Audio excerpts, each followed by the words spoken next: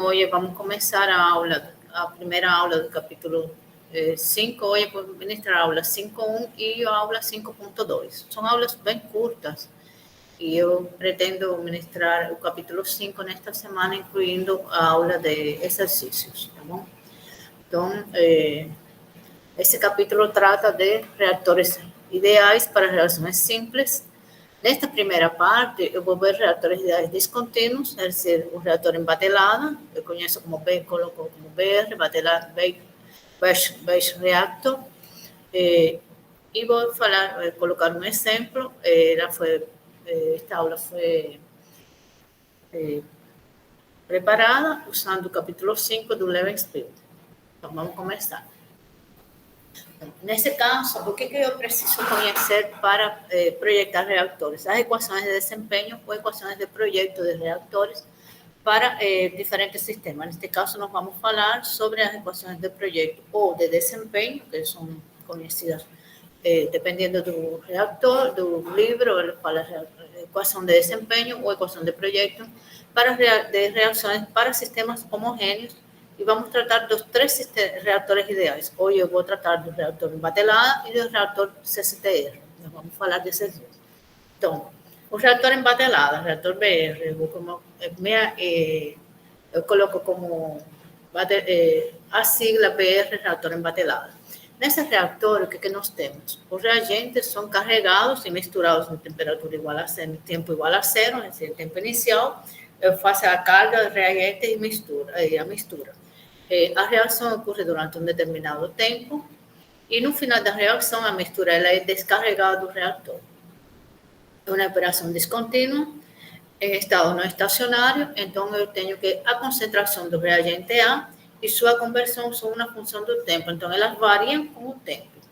Mas em qualquer instante, tanto a concentração de A dentro do reator é uniforme porque o reator é agitado. Então, um outro reator que nós temos, que também é o reator ideal, é o reator de escoamento pistonado ou reator tubular ideal. A sigla reator PFR, é um reator no qual nós podemos observar um escoamento ordenado do fluido através do reator, não a mistura dos elementos de fluido, é dizer, que ele não vai se misturar, não haver mistura axial, mas pode haver alguma mistura lateral. É decir, pode haver mistura lateral nesse tipo de reator, mas não uma mistura axial. Mas não deve haver mistura por difusão ao longo do caminho de escoamento. É dizer, o elemento de fluido que entrou no tempo T, num determinado momento, ele não se mistura com o elemento de fluido que vem atrás dele. Mas a reação vai acontecendo na medida que vai passando através do reator. E então, temos a característica desse reator, o tempo de residência deve ser igual para todos os elementos de fluido. E, finalmente, o outro reator que nós temos, que é um reator ideal também, um reator de mistura perfeita, um reator CCTR, Continuous Stirred Tank Reactor, é um tanque agitado, onde a composição é constante, é uniforme dentro do reator, e a saída tem a mesma composição que o interior do reator. Nós vamos discutir esse reator a seguir do reator de batelada.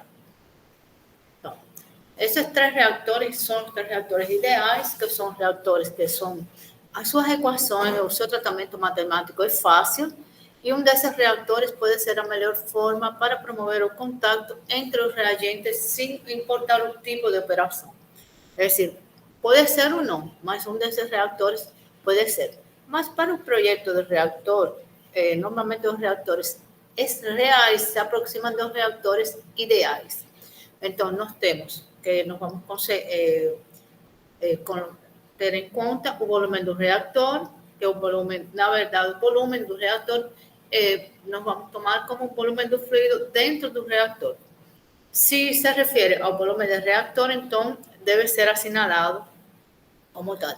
Então, BR, volume do reator, e V, volume do fluido. Então, nós vamos determinar o volume quando o projeto do reator se trata de quê? De determinar um determinado volume do reator para uma determinada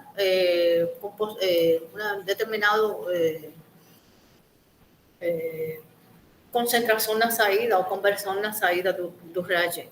Então, como nós precisamos determinar esse volume de reator, mas geralmente para reações que são em fase homogênea, o volume do reator se refere ao volume do fluido dentro do reator. E se não for assim, então, se for, por exemplo, for volume do reator como tal, então tem que ser especificado como BR. Então, por exemplo, para reatores com catalisadores sólidos, onde eu tenho a porosidade, epsilon é a porosidade do leito, então o volume do reator vai ser igual a epsilon vezes o volume do fluido vai ser igual a epsilon vezes o volume do reator. Então, em sistemas homogêneos, então já falamos que o volume é o volume do fluido. Até aí alguma dúvida?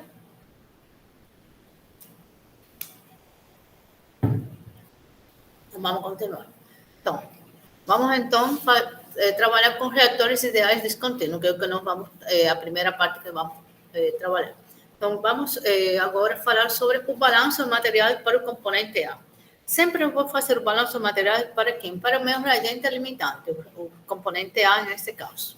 Então, a concentração de A ela vai ser uniforme no reator em qualquer instante T.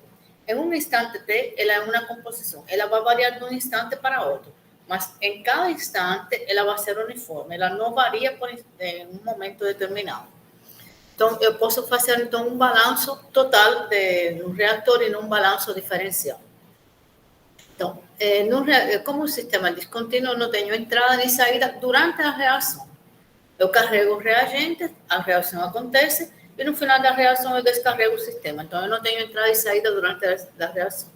Então, entrada é igual a zero e saída é igual a zero. Então, eu tenho que o consumo é igual a menos a taxa de acúmulo no interior do reator. Então, a taxa de consumo do reagente no interior do reator por reação química, porque o reagente A ele é consumido por reação química, é igual a menos a taxa de acúmulo do reagente A no interior do reator.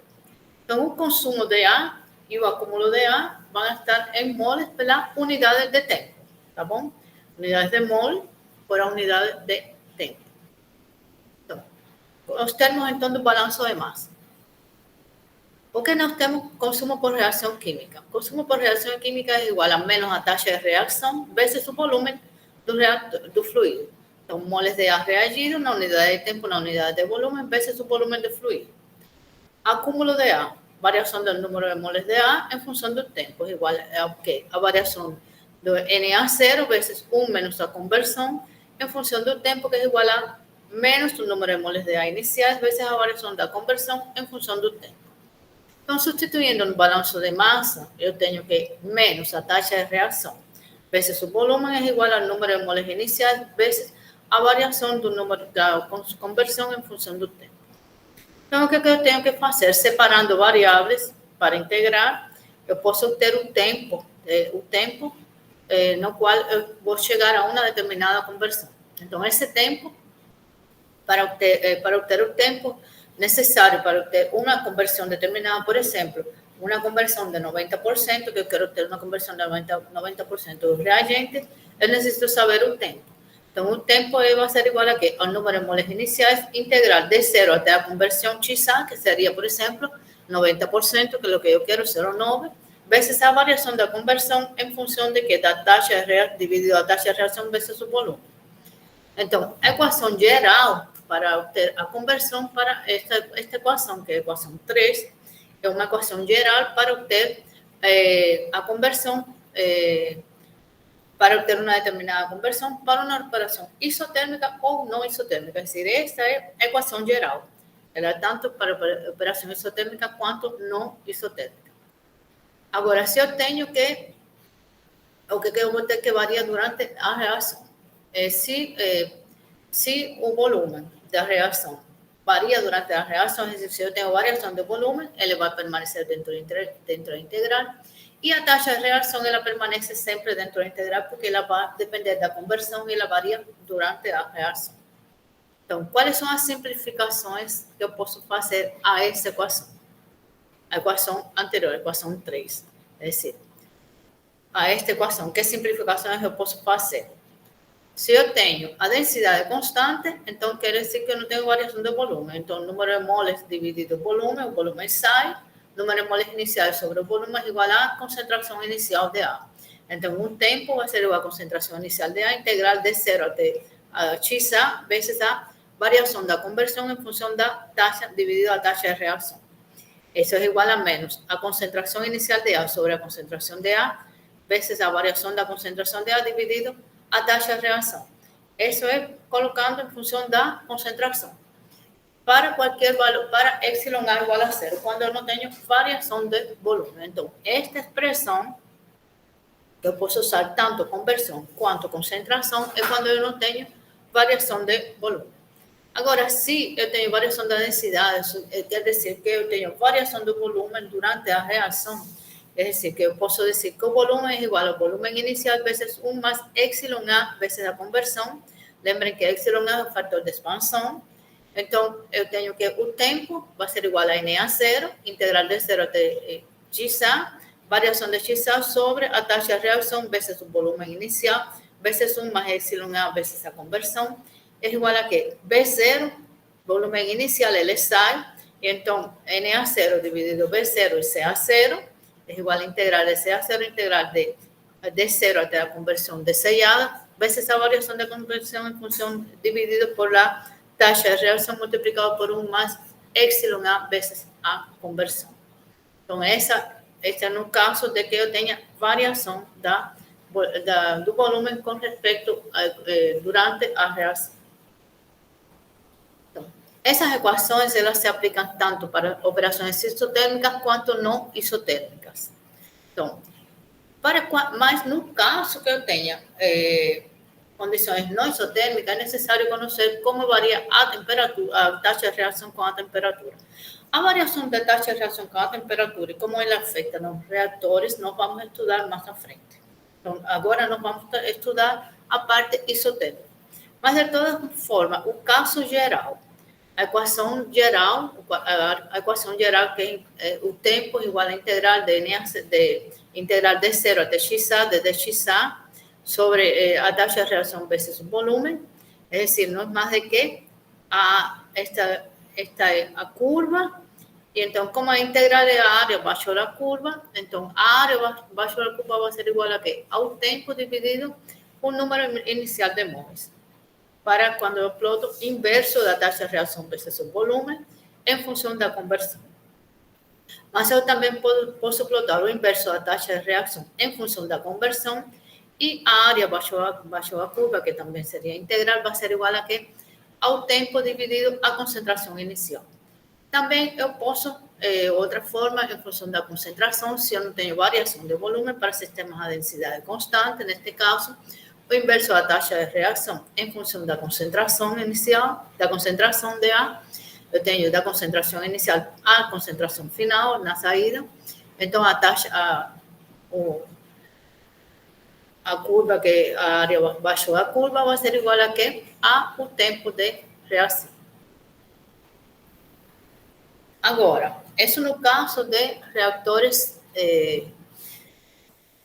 em sistema descontínuo, o tempo é a medida de desempenho deles, quanto tempo eu preciso para obter uma determinada conversão. Mas quando eu tenho sistemas contínuos, eu preciso definir tempo e velocidade espacial. Tempo espacial tal e velocidade espacial S. São as medidas apropriadas para o desempenho de reatores contínuos. O que é o tempo espacial? O tempo espacial ele é igual ao inverso da velocidade espacial, ele está em unidades de tempo e ele é dado como? É o tempo necessário para processar um volume de alimentação correspondente ao volume de reator em condições especiais. É decir, tempo espacial. Tempo necessário para processar um volume de alimentação correspondente a um volume do reator em condições especiais. E o que é a velocidade espacial? A velocidade espacial é o inverso do tempo espacial, está em unidades de tempo a menos 1, e o número de volumes do reator que foram alimentados em condições específicas e que podem ser tratados na unidade de tempo. Vamos ver isso um pouquinho mais em detalhe. Por exemplo, se a velocidade espacial é 5 horas a menos 1, quer dizer que 5 volumes de reator são alimentados em condições específicas em 1 hora. É decir, se a velocidade espacial é 5 horas a menos 1, Então, 5 volumes do reator, é dizer, o volume do reator, vamos supor que é 20 litros. Então, 5 volumes do reator em uma hora, então, em uma hora são alimentados 100 litros do reator. Isso é o que quer dizer. Agora, se o tempo espacial é 2 minutos, quer dizer que a cada 2 minutos um volume de reator é processado em condições específicas dentro do reator. Agora, eu estou falando em condições específicas. Quais são essas condições específicas? Eu tenho que selecionar o quê? É necessário selecionar temperatura, pressão e estado de agregação da alimentação. São as que se usam para as condições específicas. Normalmente, o tempo espacial e a velocidade espacial são determinados em função das condições da entrada do reator. Então, se a velocidade e o tempo espacial dependem, então, das condições selecionadas. Se usam, então, as condições de entrada do reator para definir o tempo e a velocidade espacial. Então, o tempo espacial, que é igual ao inverso da velocidade espacial, é igual a quê? Concentração inicial vezes o volume do reator vezes o fluxo máximo na entrada. Então, a concentração de ar na entrada, concentrar moles de ar que entram na unidade de volume vezes o volume do reator sobre os moles de ar que entram na unidade de tempo. E isso é igual a quê? Quando você substitui, é igual ao volume do reator sobre a vazão do fluxo volumétrico. É decir, a vazão volumétrica que é litros por minuto, na unidade de tempo. Unidade de volume por unidade de tempo. Então, a unidade, então, o tempo espacial, a gente pode obter com concentração inicial, volume do reator, ou volume do fluido dividido o fluxo volumétrico, o fluxo máximo, ou o volume do reator, ou volume do fluido dividido o fluxo volumétrico. São as duas formas de obter o tempo espacial. Nós vamos usar o tempo espacial em los reatores a fluxo. É a unidade que nós vamos usar. Velocidade espacial raramente usamos. Então, para também as condições, por exemplo, se eu tenho um gás a alta temperatura, uma reação que acontece, uma reação em fase gasosa que a temperatura é elevada. Então, tem que se tomar cuidado para especificar o estado escolhido.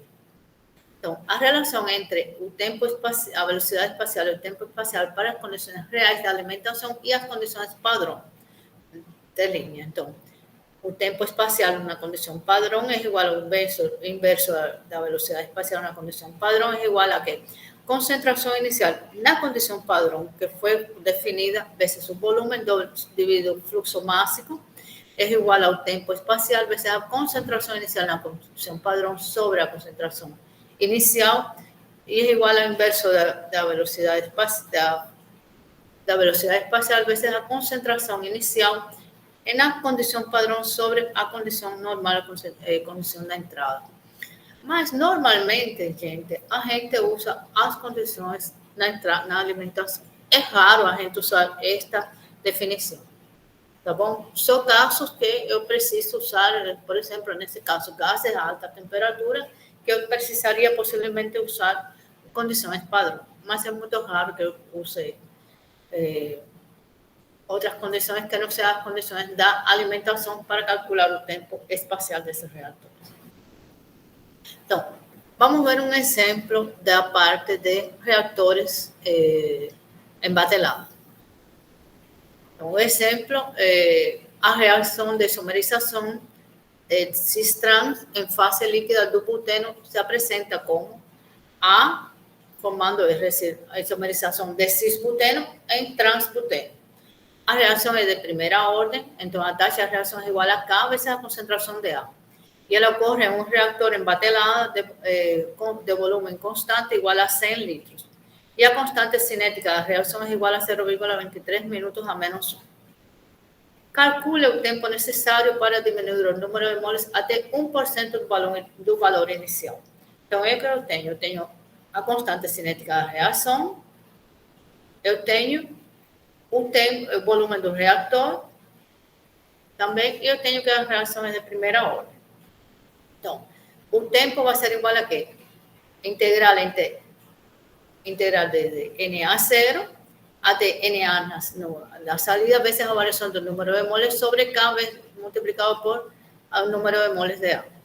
No balanço molar, temos que a variação do número de moles de A em função do tempo é igual à taxa de reação vezes o volume. A lei da taxa, então, eu tenho a taxa de reação é igual à constante cinética vezes a concentração de A. É igual a quê? Constante cinética vezes o número de moles de A dividido por volume em concentração de A. Então, combinando elas com o número de moles, a taxa de reação, lembrem que taxa de reação vezes o volume, então, volume se vai. Aqui, combinando, fica a variação do número de moles de A em função do tempo é igual a menos a constante cinética vezes o número de moles de A. Então, necesito separar variáveis para integrar. Como a equação é de primeira ordem, relação de primeira ordem, então, em T igual a zero, o número de moles de A é igual a N a zero. E em qualquer valor de T, em T igual a T, o tempo que a gente precisa obter, o número de moles de A é igual a 0,01 vezes o número Na inicial. Então, o tempo, integrando aquela equação, é igual ao inverso de K vezes o logaritmo de Na0 sobre Na. Na0 é 100 e Na 0,01. Então, fica logaritmo de 100. 0,01 vezes Na. Então, fica que o tempo é igual a 20 minutos. É dizer, o tempo necessário para obter essa conversão, chegar a diminuir Na0, Na0 até 0,1 até 1% é igual a 20 minutos. Conteúdo protegido por direito autoral, sendo permitida apenas sua reprodução para fins educativos e de informação no âmbito da disciplina cursada, nos termos da Lei 9.610 de 1998. A distribuição ou reprodução das imagens é proibida sem expressa autorização. Continua.